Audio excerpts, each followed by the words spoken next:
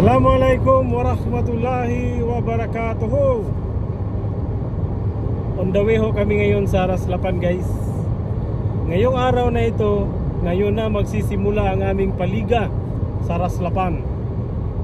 So ngayon, pag-iipunin namin lahat ng mga player ng Raslapan at doon na magaganapin ang bunutan kung sinong unang maglalaro, ano ang mga rules, ilang games ang mangyayari, kung ano ang sistema sa palaro, at mamit na rin natin ang mga kinauukulan ng mga Shakab management. Okay, tatagpuin din natin sila. Okay guys, kita-kits tayo doon, ha.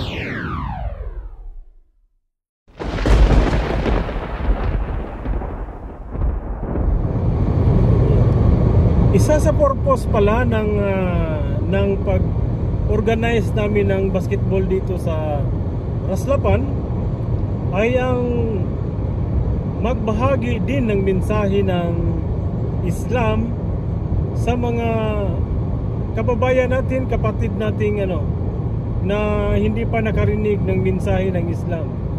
At karapatan din kasi ng bawat Muslim na iparating ang mensahe ng ating tagapaglikha sa sangkatauhan. So, yung nag-online, makinig din kayo kasi may mga speakers din tayo doon. Katunayan, isa na yung nagda-drive sa atin. Siya yung nagmamayari ng Mekos Sambal. Yan.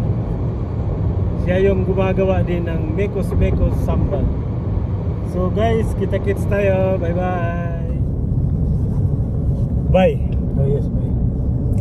Ano naman ang nagtulak sa'yo? Bakit mo naisipan na mag-organize ng paliga ng basketball dito sa loob ng Raslapan Industrial City? Masyado. Napakagandang katanungan niya, bro. Abdurrahman. Simple lang yan. Alam po natin na tulad ng sabi ninyo, obligasyon natin bilang mga Muslim ang ipaabot yung mensahe ng Islam, ang kaisahan ng pagsamba sa nag-iisang Diyos, Tawhid at Tawhid. Subalit sa sitwasyon po natin ngayon, nagkaroon na ng lamat yung pangalan ng Islam. Gusto natin mag-reach out sa mga mahal natin sa buhay, no? Parehas ang Muslim at hindi Muslim dito, dahil ang da'wa hindi po ito para sa mga non-Muslims. Kasama rito yung mga Muslim na nawala na sa tamang landas. So as a Filipino, alam natin yung sports natin ay basketball. Inaasahan natin through sa basketball magkakaroon ng magandang samahan, ugnayan, magkakaroon ng tulay ng pag-intindihan. No? Wala doon, inshallah, inaasahan natin mabubuo natin yung magandang pag-uunawa sa isa't isa, na ang hangad lang natin ay kabutihan para sa kanila. So habang ginagawa po natin ito, hindi po sila lamang ang nagbe-benefit, pati rin po tayo. Okay. Kasi nadi-discover natin yung mga pagkukulang natin sa ating mga sarili, mula sa pasensya, mula sa pagkapuripot, di ba? Kasi yung mga ganitong mga bagay hindi po ito sinusuportahan fully ng ating center. So yung iba dyan, manggagaling talaga sa bulsa ni Abdurrahman. So dito nasusubukan talaga yung karakter, siya, pakikitungo, which is yun din yung turo ng propeta sa ating mga Muslim. Tama? Tama. Maging mabuti sa kapwa. So ganun po, marami pong benefit. Kaya po natin naisipan yung magpatayo ng liga. Unang-una dahil responsibilidad natin. Pangalawa, gusto natin magkaroon ng magandang ugnayan sa Raslafan Brothers, no? Pangatlo, para i-develop yung ating mga sarili, para maging mas mabuting Muslim. Nawa, tanggapin ng Allah subhanahu wa ta'ala mula sa atin. Amin. Yung simpleng effort na ito at maging sincero para lamang sa kanya. Amin. Yun yung masasagot ko sa iyo, bro Abdurrahman. Maraming salamat, Studs. At nakikita mo naman ang response ng mga kababayan nating mga naninirahan dito sa Raslapan, na talagang pursigido silang magsuporta sa iyong programa. Sa katunayan, yung iba nagpapatahi na ng kanilang uniform. Mamaya maniningil na nga yung iba dahil yari na ang uniform, galing pa ng Pilipinas, guys. Kaya talagang pinaghahandaan nila yung yung liga. Natutuwa sila na mayroong nag-organisa. Kasi ilang taon na walang tournament dito. Tapos ngayon biglang may sumulpot na nagtapang-tapangan lang ba ito o talagang matapang ito. Ayun. So, meron nga isa, bro. Ano yan? Isang team nag-message sa akin. Sabi, kung pwede sila na yung maunang maglaro. Oh, di ba? Kita mo? Kasi handa na daw yung team nila sa kompletong uniform. Yun. Gaano ka porsigido, guys, ang mga taga Raslapan. Gaano sila nakipag-coordinate sa ating butihing ustads. Kahit hindi nila ito kilala, pero alhamdulillah, sa gabay din ng Allah, talagang dahil yun, bro. Dahil ilan lang kami gumagawa, talagang tinutulungan talaga kami. Bro, dahil yun sa kilala ka rin dito sa kapatiran. No? Ikaw, tsaka si Lone Art.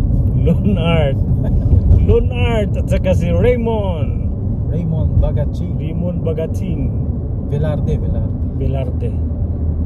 Raymond Velarde, at saka si Pisngot. Shooter yan, si Atan. At Jonathan Rabanes. So yun lang gusto natin, bro Abdurrahman. Magkaroon lang ng magandang samahan, sapat na sa atin. Iyon. Kung meron pa silang gustong idagdag to, handa naman tayo. Doon sa karagdagan. So guys, malapit na talaga kami. Hindi ko lang pwede ibaling-baling yung camera ko, guys, kasi nasa loob na ako ng Raslapan. Bawal kasi ang dito, guys, mag-record ng video na nakikita ang mga planta. Talagang ipinagbabawal yan dito. Isa yan sa mga safety induction bago ka papasok ng Raslapan. So guys, salamat sa inyong pakikinig. Update lang namin kayo mamaya. So ayan na, guys, nagbabayaran na para sa jersey. Talagang magsisimula na ang ang paliga. Yung iba may nayari ng jersey.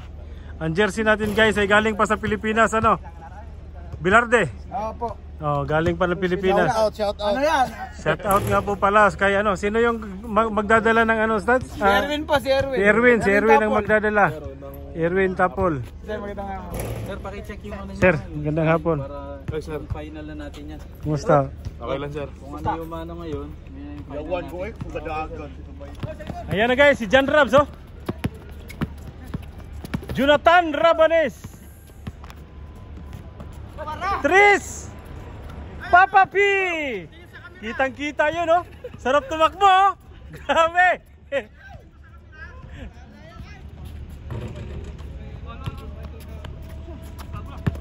Pares, okay ka lang? Oh, Okay na?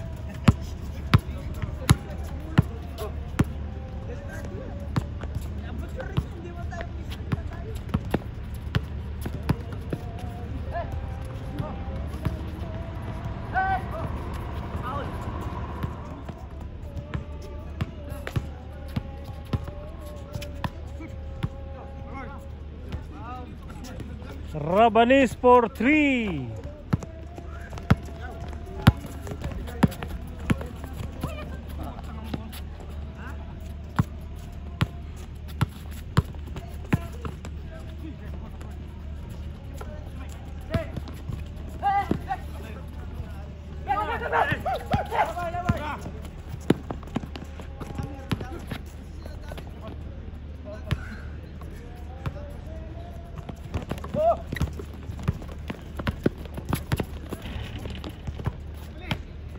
Pisngo for 3.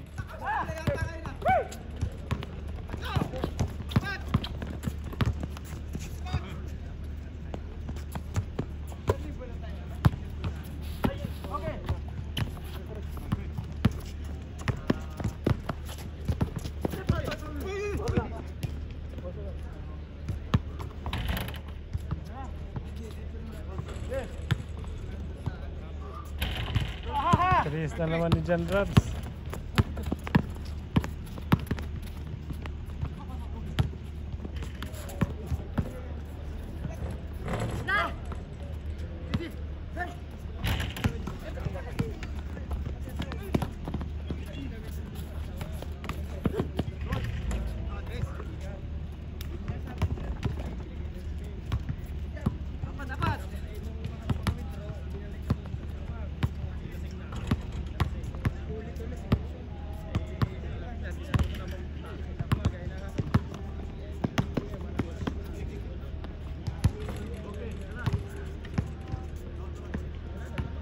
Umuulan ng tres.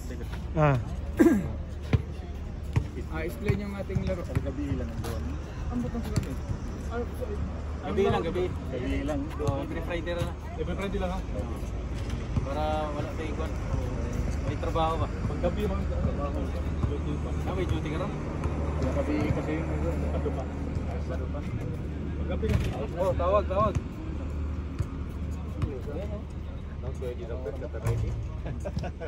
Kaya kailangan magsili kayo ng player na mas marami para hindi natin alam yung duty natin ba. Tulad sa mga maintenance, mga call of duty, anytime pwede tawagan. Sa akin, 19. Bagay, hindi naman kita kakakon. Iba nasa Pinas ba? Kita mo, ilan na yung nasa BGE. Okay, yung LGV. Okay, tsaka yung last. Yung kay Boss Roger. Okay, tapos yung GAC. JC. Wala pa si Franklin eh. Balik kayo yung Okay. So, bali yung liga natin, sisimulan po natin today. Hopefully matapos natin before ng shutdown. So, napag-usapan natin yung ating magkakaroon ng tulad ng nasend natin sa group. Okay? I-explain sa atin ni Boss Ricardo kung paano yung maging structure ng laro natin. Ano? Bro. Yan na, dyan na sila. Yung palaruin natin na lang. Oo, yung kompleto. Sino yung team nga kompleto ngayon? Boss team. Yun ang palaruin natin. Walang kompleto eh. Boss, ano yung tanong niyo, Boss? Ano concern niyo? Ha? Ay, nasa gampay wala. Ano concern niyo regarding sa laro? Regarding sa laro. Ano naman? Alam pala ba? Ilang gumagano raw, bawa. Hindi, sa cancellation lang ba? Sa stop. Alam sa mga schedule na kuan. Oo. Paalam na yan mga... Mamaya hindi nila maano eh. Sinong schedule doon? O magano kayo, magsalita kayo regarding sa laro natin. Sa ano ba? Ano schedule na pag-Wibis na natin laro? Wibis ha? Friday lang ha. Friday, alternate tayo. Ano ba? Kasi ano? Double represent tayo. Double elimination, no? Si Pagdol, ilang team ba ang confirm na submit sa Timon? Anim. Anin, double represent. So bawat team may 11 na laro. Di, 10 lahat. 10 lang? Bakit? Yun na yung ano. Ay, 11 kung manalo Kung manalo na siya sa ano. Ayan yung iba. Usapan saan? Ibang team. Ayan, dumating na rin yung ibang ano, Ayan, kalaruin na si Bang kompleto. ibang team. Sa'yo, kompleto ta si. Kami lang ang Basta kompleto sila. Kompleto mo, Raymond. Ah, Kompleto kayo. ano kami? Tayo tabok ko. Sa inyo pa natin! Hindi, wala player rin kasi bumaba ng... Di tayo siya, alis siya. Hindi, bunutan tayo. Leonard, paano pagbunutan? Sa inyo mapunot? Hindi, pag ang mabunot natin wala dito, anong magawa natin? Kung sino na ang kumpleto ngayon dito, yun ang pala natin. Kasi pag ang mabunot ito, hindi kumpleto lahat. Kaya sinasabi na before nga, dapat kung pupunta, pero hindi natin may iwasan yan. Darating din yung makampili na. Ibig sabihin kami kaagad mag-game mo, kung gano'n. Oo, kung kumpleto kayo, igin mo natin. Kayo, Ting. Hindi kumpleto kasi ang trabaho, mong good. Naka-duty yung buwan. Basta ito, ganun din tayo dati ha. Napag-usapan ito, tayo dito rin ha. Kung ano yung decision na referee, isatuin natin ha.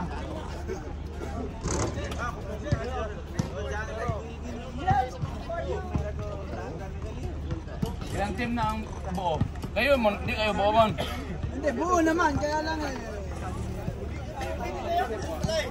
Pag nakatatlo boss, hindi mo bunutan yung tatlo. Hindi, kung halimbawa, tatlo yung buo. Kung may mabubuo naman isang team eh. Ayun ang alam kami. Parang ang nakasaklak na. Pareho sisinig Yung natin. sa amin, buo. Tatlo pa. Oo kayo. Kasi ulab din na. Ayun, sila pala. Buo kayo, di ba? Kayo, di mo, ayaw kung kasi kasi na di ako pagkailangan tanawin. Buo kayo eh. Ayaw sige, Anim lang. Tato ka. dili mo kompleto. Limon. Ay, mga congressman din na. Kompleto mo dili.